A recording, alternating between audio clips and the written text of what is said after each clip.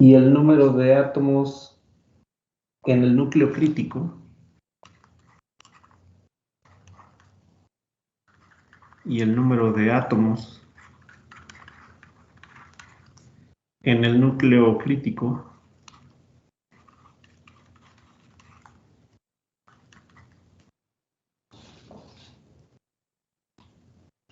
cuando se forma cobre sólido,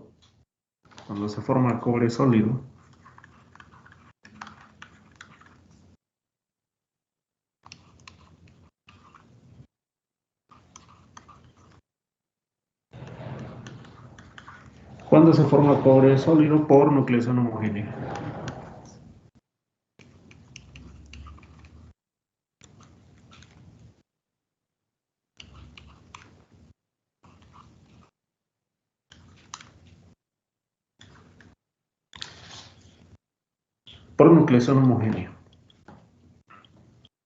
Bien, hay en pantalla una tablita. Bueno, prácticamente nos piden, calcula el radio crítico y determina el número de átomos en ese núcleo crítico en una nucleación homogénea, en este caso de cobre.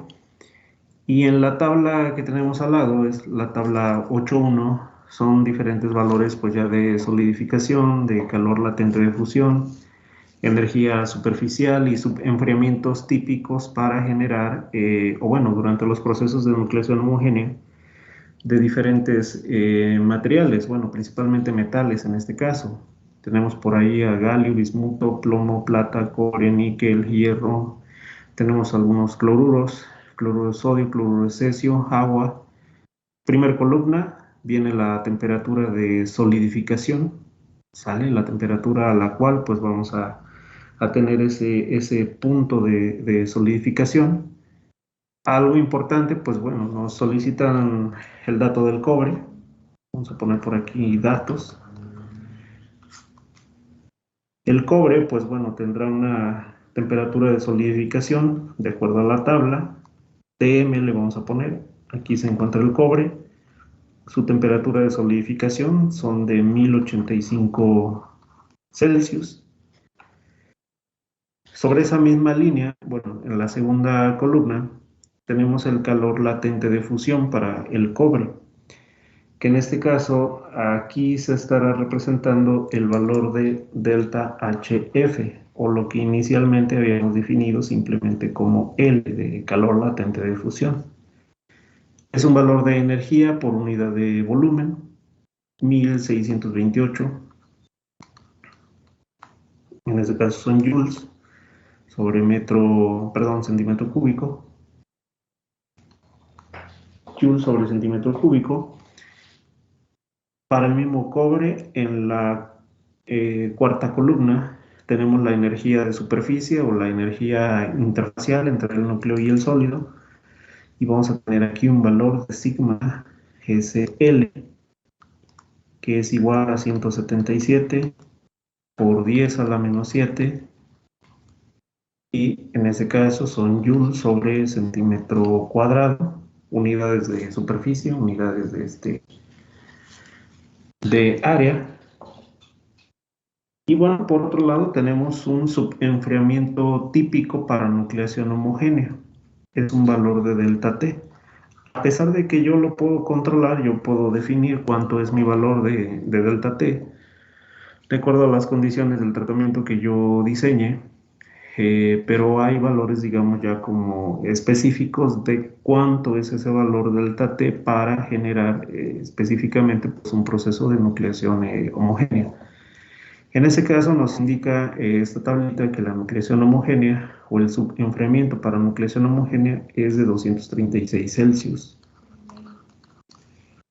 ¿Sale? Tenemos aquí 236 Celsius. Tenemos ya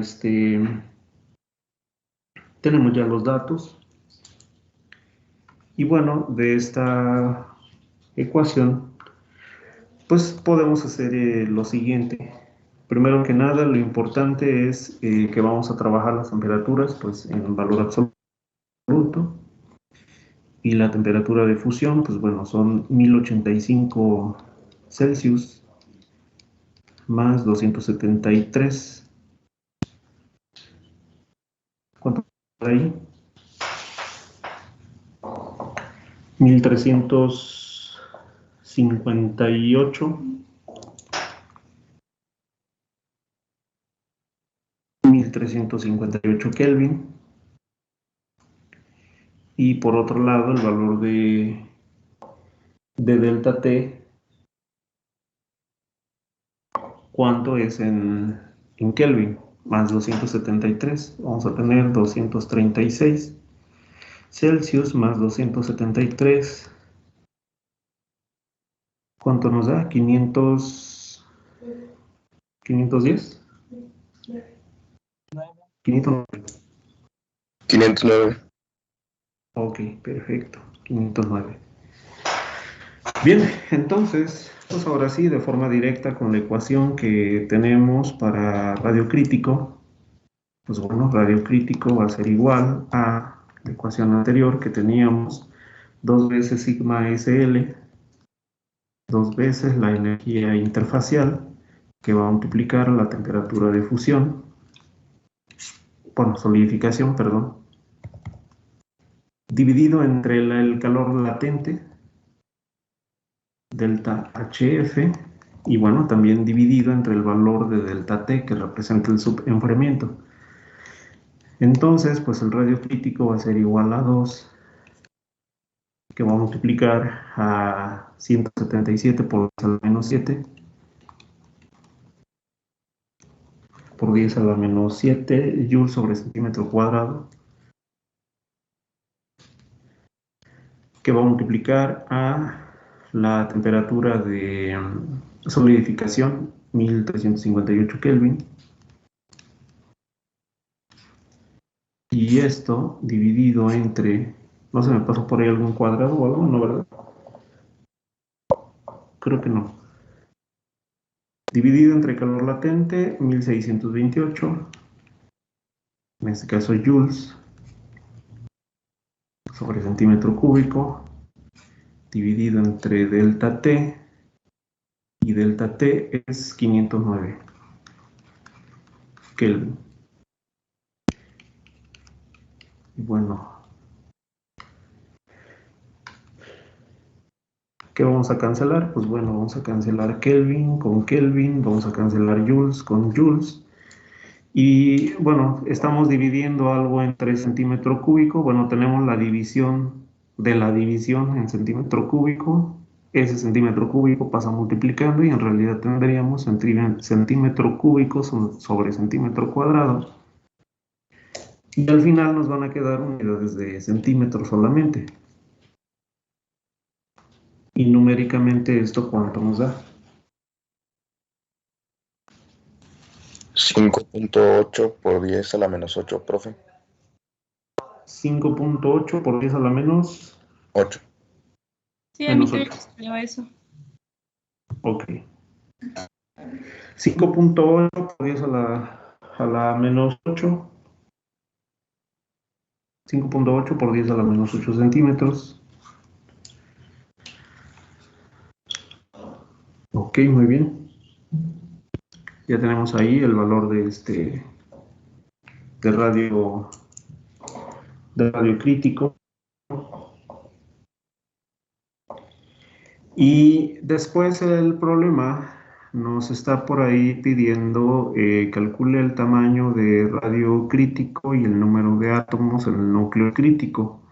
Número de átomos en ese núcleo crítico.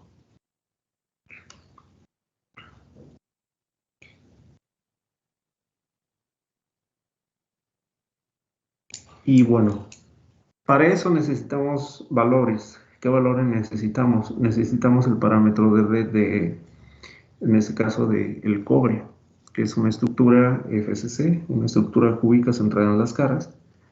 Primero que nada, pues bueno, ya tenemos el radio crítico. Ese es el valor necesario que necesita un núcleo de llegar a ese punto o superarlo para que éste sea estable. ¿Sale? Y de forma general, antes de hacer el otro cálculo, recuerden nuevamente, hay factores que de aquí podemos controlar. ¿Cuáles son? Pues bueno, solamente de aquí podemos controlar el valor de delta T. porque las energías de superficie ya son específicas para cierto sistema, la temperatura de fusión pues también para cierto sistema, el calor latente de fusión pues bueno, para cada sistema también tiene un valor específico y lo que yo puedo controlar es el valor de delta T.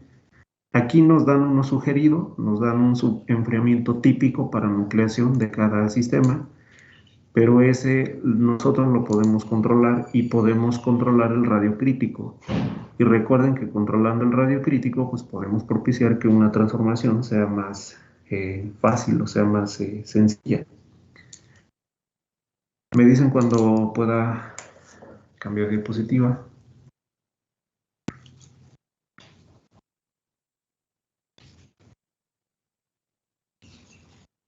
Espérame un poquito, profe, porfis. Claro que sí.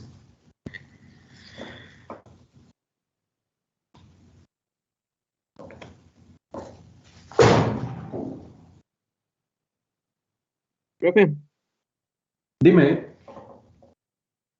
disculpe, ¿por qué no todas las sustancias tienen calor latente de fusión y energía de superficie? Otra vez, ¿cuál fue la pregunta? Perdón.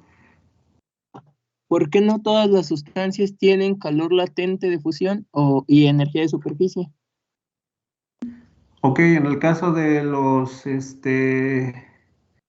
en el caso del cloro, bueno, cloruro de sodio, cloruro de cesio y del agua, depende mucho principalmente bueno, ahí ya tenemos un material compuesto.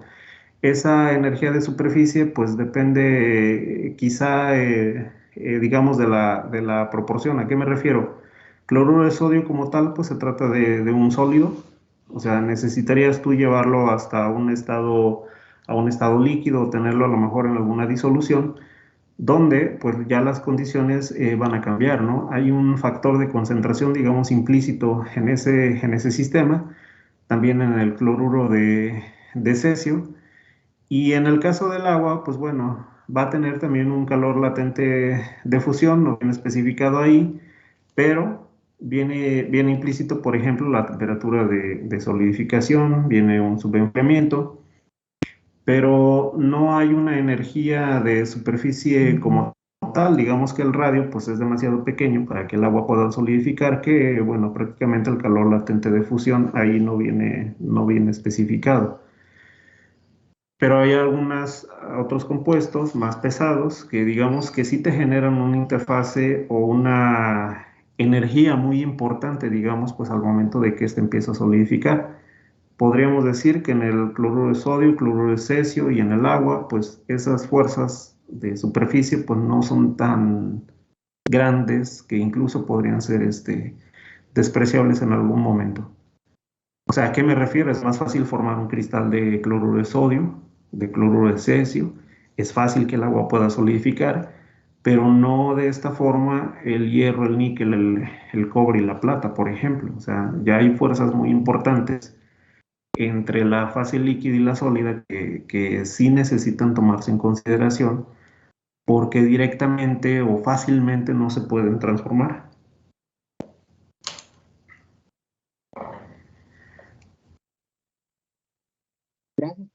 En resumen podemos decir, pues todas las sustancias los tienen, solamente que no, en algunos casos pues podemos considerarlo como despreciable, ¿no? Por eso no vienen ahí.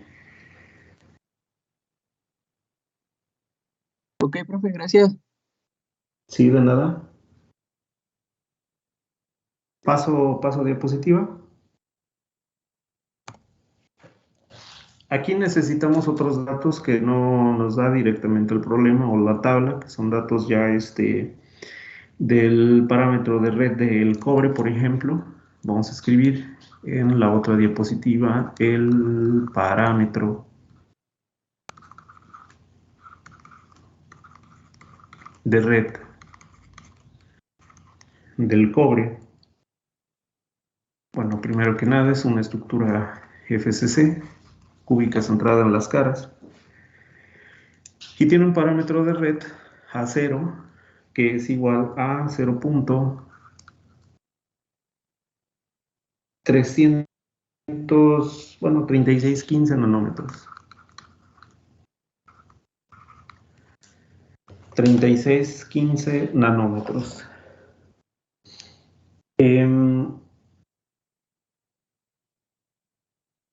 Esto mismo lo podríamos representar a centímetros.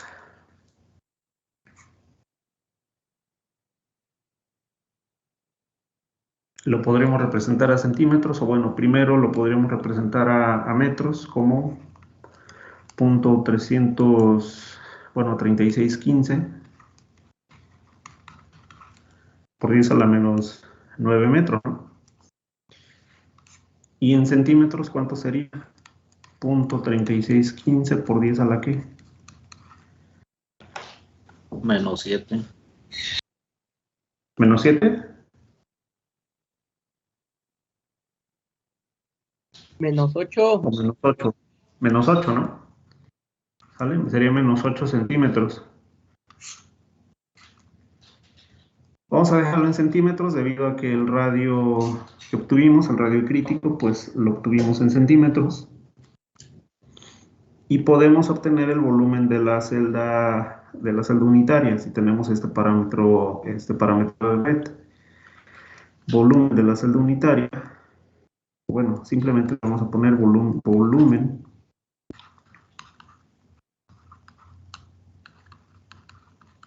celda unitaria. Esto es igual a, pues, A0 al cubo. Y A0 al cubo va a ser igual a punto 3615 por 10 a la menos 8 centímetros. Esto elevado al cubo. ¿Y cuánto nos da el volumen de la celda unitaria?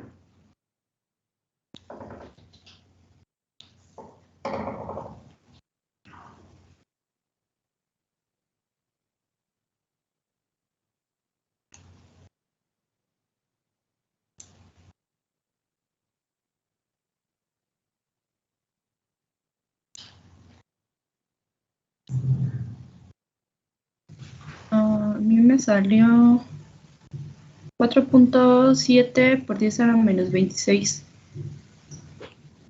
4.7 por 10 a la menos 26. En este caso serían centímetros cúbicos. El volumen de la celda, de una celda unitaria. Ahora, asumimos que estamos, bueno, ponle aquí volumen de la celda unitaria. Bueno, ya lo tienen ahí, ¿no? Pero vamos a ponerlo a un lado. Volumen, celda unitaria del cobre. Y ahora vamos a ponerle aquí un número 1, un procedimiento. Un segundo procedimiento es calcular, por ejemplo, el volumen de un núcleo crítico.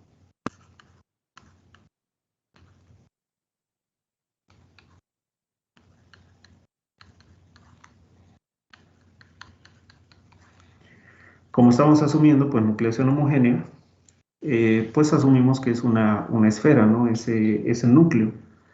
Vamos a tener, por lo tanto, que el volumen va a ser igual a 4/3 de pi por R crítica, pero cúbica. Y esto va a ser igual a 4/3 de pi, que va a multiplicar al radio crítico que calculamos con anterioridad, 5.8 por 10 a la menos 8.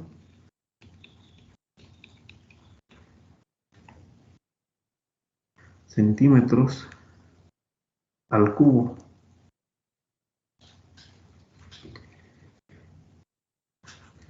Y este volumen del núcleo, ¿cuánto nos da?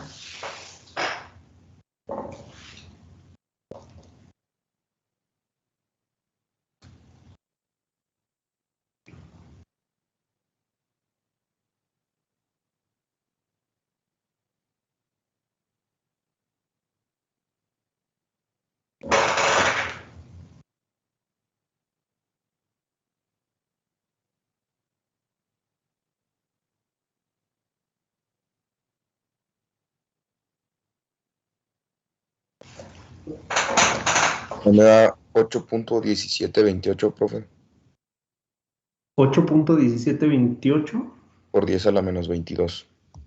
por 10 a la menos 22. 8.1728. A mí me sale lo mismo. Ok, 8.1728 por 10 a la menos 22, ¿me dijeron? Sí. Sí, profe. Ok, centímetro cúbico.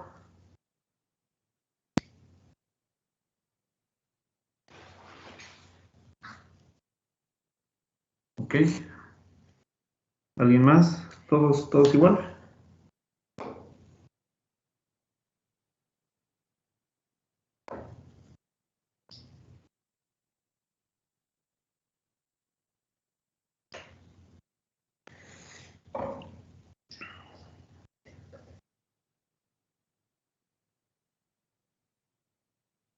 Ok, vamos a ver entonces. Vamos a poner adelantito.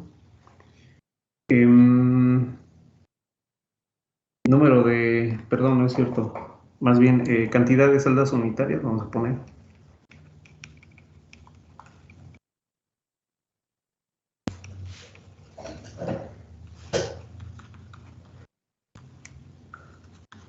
Esto va a ser igual, pues, al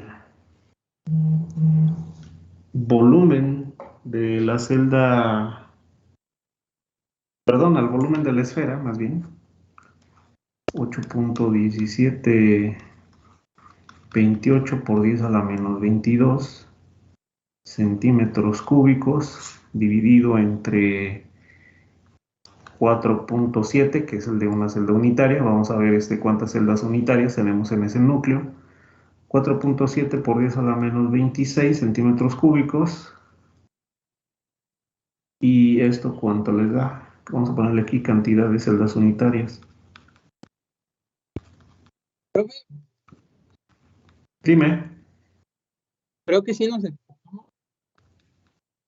escucho? Sí es ahí en donde, en los nanómetros, así como dice el compañero, por 10 a la menos 7. O en todo caso A sería, ver, en todo caso sería 3.615 por 10 a la menos 8. ok, la parte de los nanómetros, ¿verdad?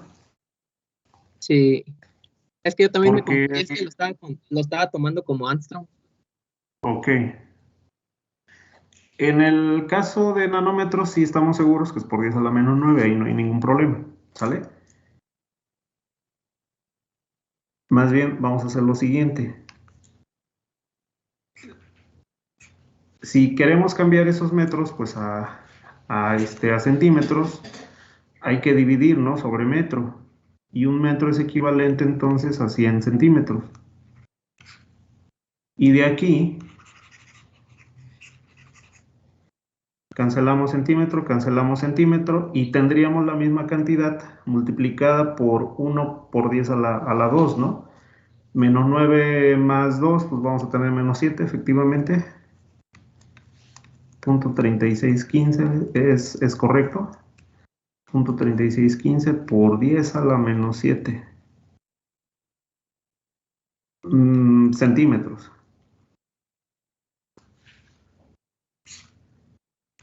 Nos va a tocar corregir. Entonces en la parte inferior voy a poner en negro lo que vamos a corregir. Aquí sería por 10 a la menos 7. Este resultado debería de dar igual en magnitud, solamente aquí va a cambiar el por 10 a la menos 20 y tantos. ¿Cuánto les da?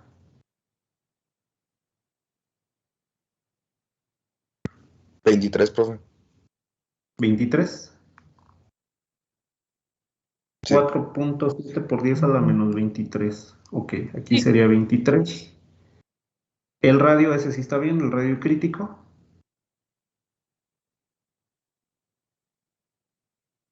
Y el volumen del núcleo también debería estar correcto, ¿no? Este de aquí, este debe de estar bien. Y este debe de estar bien.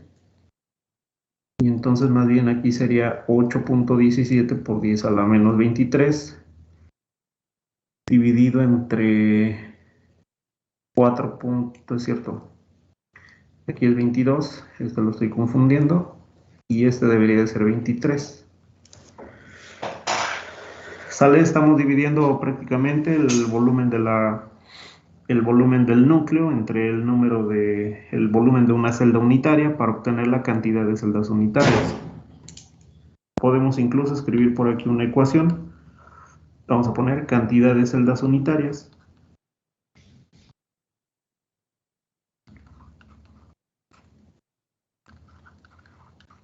Cantidad de celdas lo voy a dejar nada más, no tengo mucho espacio. Va a ser igual pues al volumen del núcleo. El crítico debe de ser entre el volumen de una celda unitaria.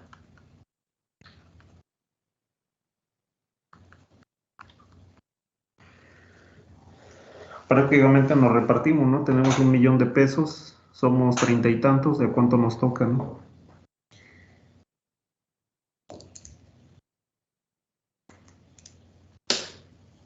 Bien, ¿cuánto le da al final? 38, profe. Ok, 17.38. Celdas de cobre. Ahora, estrictamente hablando, pues no podemos tener .38 en fracción de celda. En teoría solamente tendríamos 17 celdas, ¿vale? No podemos tener fracciones de celdas en este caso. Quiere decir que entonces un núcleo de cobre que va a solidificar necesita 17 celdas unitarias para conformarse en un pequeño núcleo, en un embrión, ya en un punto crítico, y que se va a incrementar, va a crecer. Me dicen cuando podamos cambiar.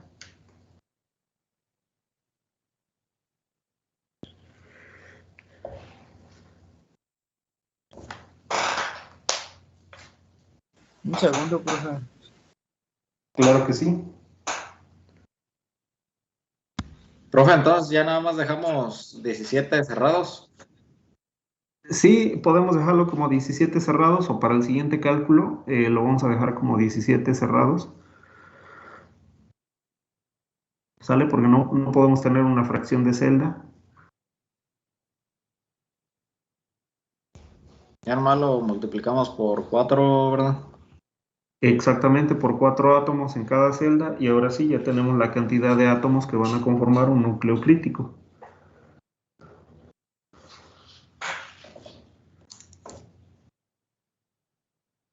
¿Y qué tiene que ver todo esto, no? Con las transformaciones de fase, se van a preguntar.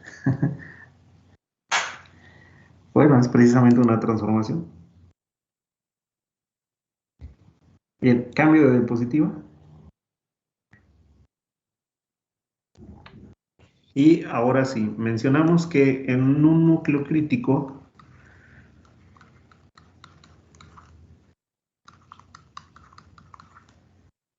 de cobre vamos a tener 17 celdas unitarias.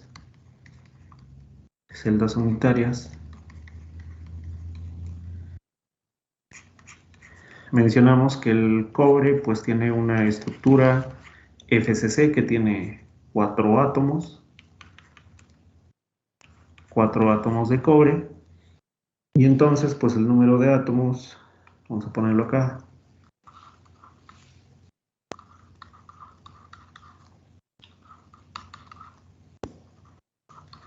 Número de átomos va a ser igual pues a 17 celdas unitarias.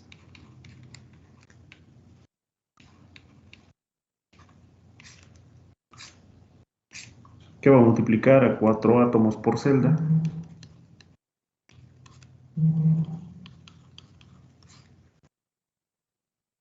¿Y esto cuánto les da?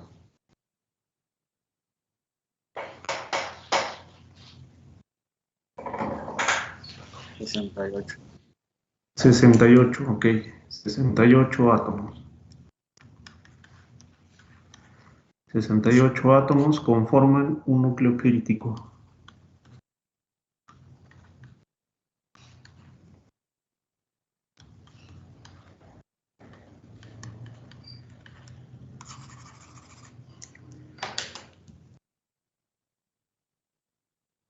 Esto, pues bueno, representa simplemente un ejercicio, ¿no? Para saber cuántos átomos conforman, pues, un núcleo crítico. Ya sabemos que un núcleo crítico, pues, es el valor mínimo requerido, pues, para que un átomo, un núcleo más bien, pues, sea estable, y a partir de ese punto, pues, siga el próximo proceso, que es el crecimiento.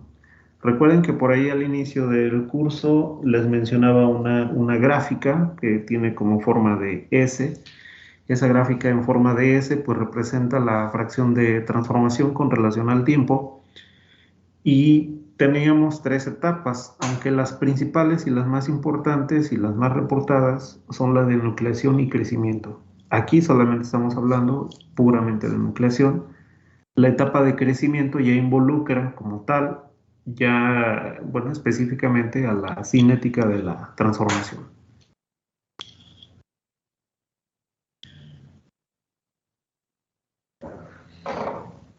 Bien.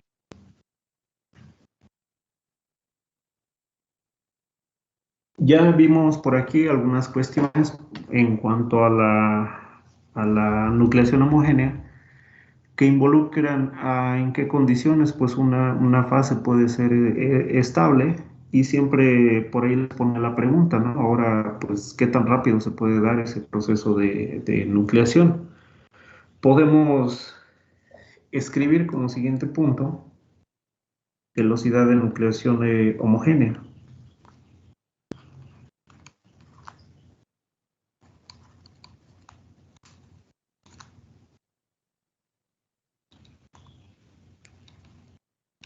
Velocidad de nucleación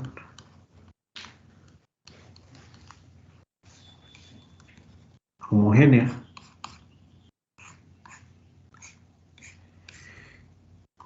Y pues la pregunta del millón: ¿qué tan rápido se lleva a cabo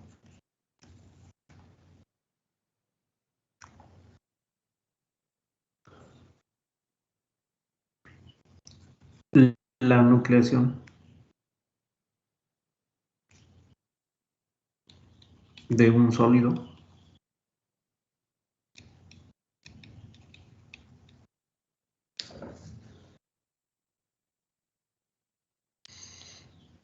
Hay una ecuación que es una ecuación pues de tipo Arrhenius.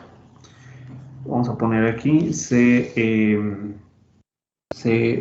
asterisco, vamos a llamarla como la rapidez de la nucleación homogénea, y esto es igual a un coeficiente es un coeficiente de frecuencia, digamos, pues que involucra la aglomeración de los átomos para conformar un sólido. Qué tan afines son los átomos para poder, digamos, empezar a formar una estructura pues cristalina. Coeficiente de frecuencia se le puede llamar, y esto multiplica a una función exponencial. La ecuación, como les mencionaba, pues es de tipo Arrhenius, donde vamos a tener pues una energía de activación, un delta G asterisco homogéneo, le vamos a poner, dividido entre RT.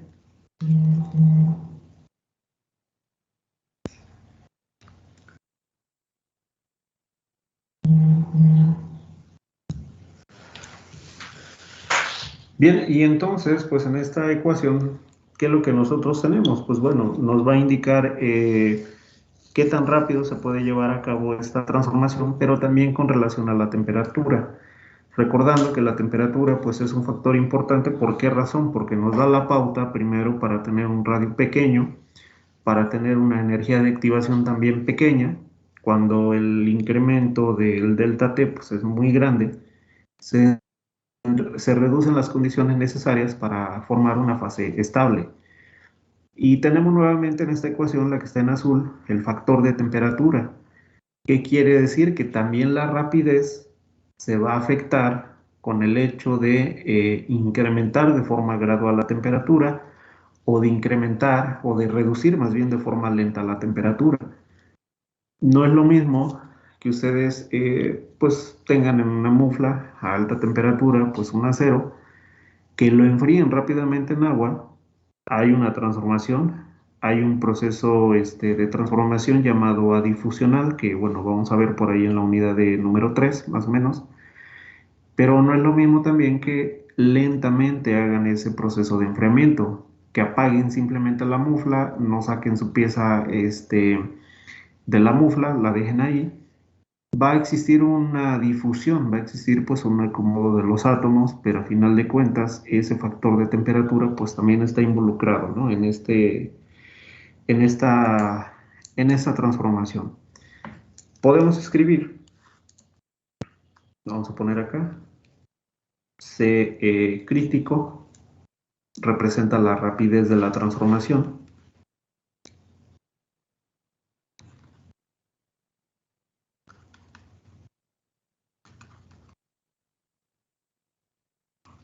Representa la rapidez de la transformación. C0 representa una, vamos a llamarlo como frecuencia asociada a la formación de núcleos críticos.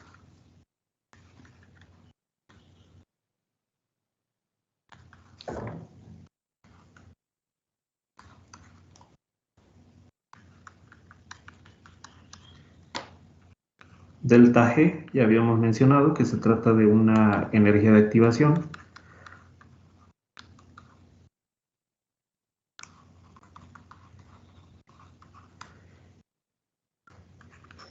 Y bueno, la temperatura se refiere a, vamos a ponerle aquí, simplemente, vamos a ponerle solamente cambio de temperatura.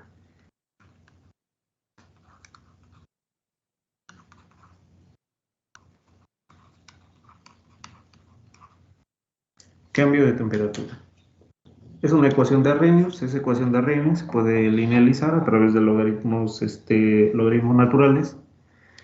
Podemos hacerlo la siguiente sesión, pero aquí lo importante es que en esta ecuación está involucrado una energía de activación, y que ya vimos que la energía de activación depende de un subenfriamiento, y viene involucrada también una temperatura, digamos pues una temperatura de trabajo. Esa temperatura de trabajo pues representaría el límite inferior del subenfriamiento. ¿Qué tan abajo llevé este sistema para que pueda transformar? Básicamente, la velocidad de nucleación se refiere a qué tan rápido se están aglomerando esos 68 átomos de cobre para ir formando núcleos. Imagínense que, no sé, no se me ocurre ahorita como alguna analogía, pero por alguna cuestión les dicen, ¿saben qué? Júntense 68 átomos y van a poder ser estables. Y bueno, empiezan ahí a buscar los átomos con quien juntarse, se juntan 68, ya son estables, formaron un núcleo, este va a crecer, pero resulta que en alguna otra sección pues, solamente se juntaron 65, 60 o menos, y resulta que esos átomos pues van a regresar, no se van a conformar como un sólido y van a regresar pues a una estructura de líquido. Y bueno, poco a poco vamos a ir siguiendo estas relaciones de velocidad de nucleación. Nos falta ver todavía la parte heterogénea, es más sencilla porque ya tenemos la pauta de la homogénea, básicamente es una modificación de la homogénea, y con parte de lo que ya vimos en cinética de las energías interfaciales, pues bueno, va a ser más sencillo. En la parte final de la unidad vamos a calcular ya parámetros de transformación, que es a través de las curvas de tipo S que mencionábamos casi al inicio de la clase. Bien, ¿alguna duda, pregunta hasta aquí, jóvenes? Profe, Dime. No sé si recuerdo mal, pero creo que la ecuación en el delta G creo que lleva un negativo, o no sé si me estoy confundiendo con alguna otra ecuación de Arrhenius. Ok, el negativo más bien te va a decir, sí, efectivamente hay ocasiones en que la ecuación de Arrhenius se representa como un factor negativo o positivo. De hecho, creo que tienes razón, por ahí en la parte de atrás lo habíamos mencionado como negativo, déjame ver.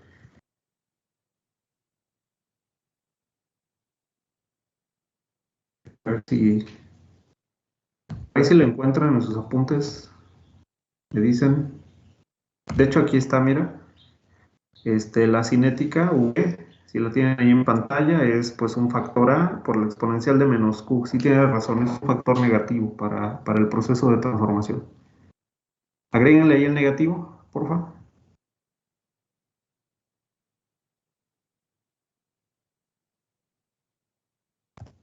Uno negativo, espérenme tantito, ya me fui.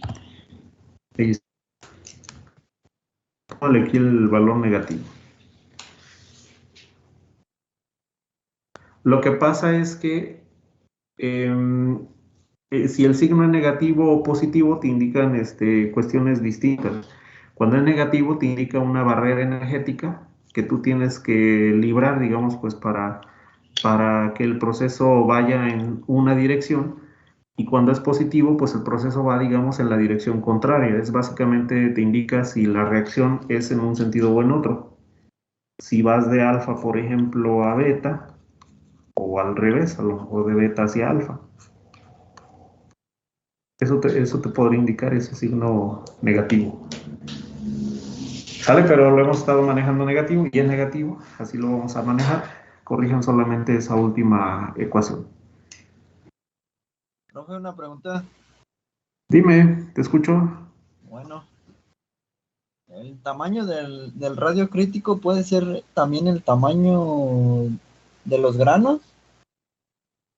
No, porque el tamaño de grano es ya en la parte final de la transformación.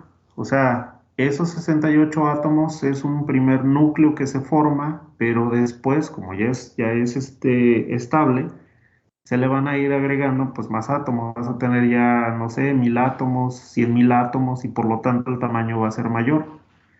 Pues no sé, imagínate Morelia, ¿no? En algún momento pues nada más eran unas casitas, ya se conformó como un pueblo primero, se le van agregando más, se conforma como una ciudad y resulta que en algún momento pues ya se juntó con Tarímbaro, por ejemplo, pero ya hay una delimitación, ¿no? Ya hay un límite, ese límite político, por decirlo así, pues sería el tamaño de grano, ¿no? Pero es ya que está conformado o solidificado completamente.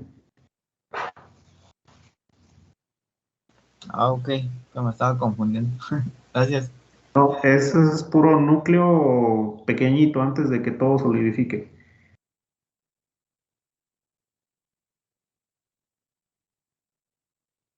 Sale pues, jóvenes, nos vemos, cuídense, bonito fin de semana. Igualmente, profe, gracias. Nos vemos, hasta luego. Fin de semana también. Hasta luego, profe. Adiós, acuérdense que el lunes no nos vemos. Sí, profe, Sí, gracias. profe. Adiós, que estén bien.